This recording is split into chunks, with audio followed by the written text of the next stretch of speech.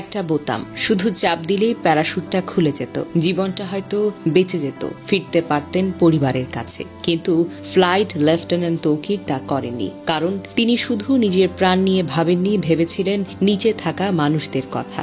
বিমানের emergency system সক্রিয় থাকলেও তিনি সিট ত্যাগ করেননি।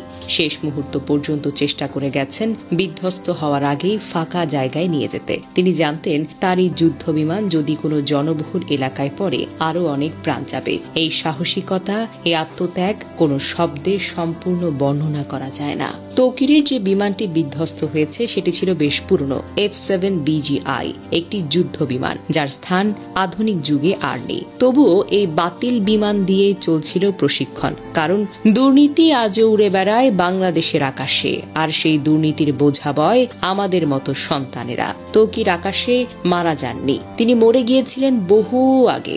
যেদিন বাজেট চুরি হয়েছিল, যেদিন সিদ্ধান্ত হয়েছিল 1970 দশকের বাতিল যুদ্ধ বিমান দিয়েই হবে প্রশিক্ষণ, এই সিস্টেম তাকে দেয়নি কিছুই, না দিয়েছে সুরক্ষা, না দিয়েছে বিকল্প, না দিয়েছে আধুনিক কোনো যন্ত্রপাতি। তাকে দিয়ে গেছে কেবল ঝুঁকি, মরিচা ধরা লোহা আর নিশ্চিত মৃত্যু। তবুও তিনি পিছু হটেননি।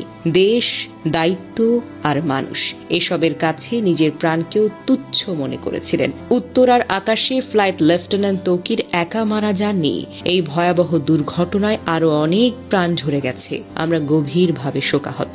শহীদ তৌকির সহ সকল নিহতের আত্মার মাগফিরাত আমরা কামনা করি। আহতদের জন্য দোয়া করি, আল্লাহ যেন তাদের দ্রুত আরোগ্য দান করেন। আমাদের একটাই প্রার্থনা, আর যেন কোনো তরুণ তৌকিরকে একটা মরিচে ধরা যুদ্ধ বিমানের সঙ্গে জীবন বিসর্জন দিতে না হয়।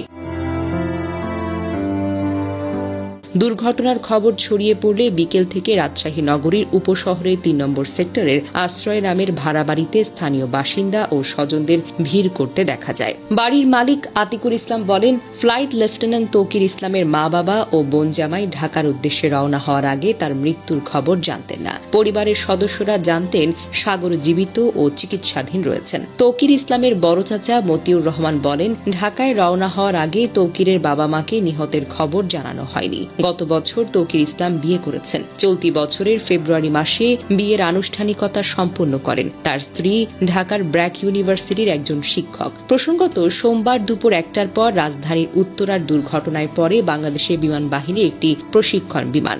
বিমানটি উত্তরার মাইলস্টোন স্কুল অ্যান্ড কলেজের একটি ভবনে গিয়ে পড়ে যায় এবং বিধ্বস্ত হয়। সঙ্গে সঙ্গে বিমান ও স্কুল ভবনটিতে আগুন ধরে যায়। যে ভবনে এটি বিধ্বস্ত হয় সেখানে বহু স্কুল পর্যায়ের শিক্ষার্থী ছিল, যাদের বেশিরভাগই হতাহত হয়েছে। দুর্ঘটনার পরপর উদ্ধার অভিযান শুরু করে ফায়ার সার্ভিস।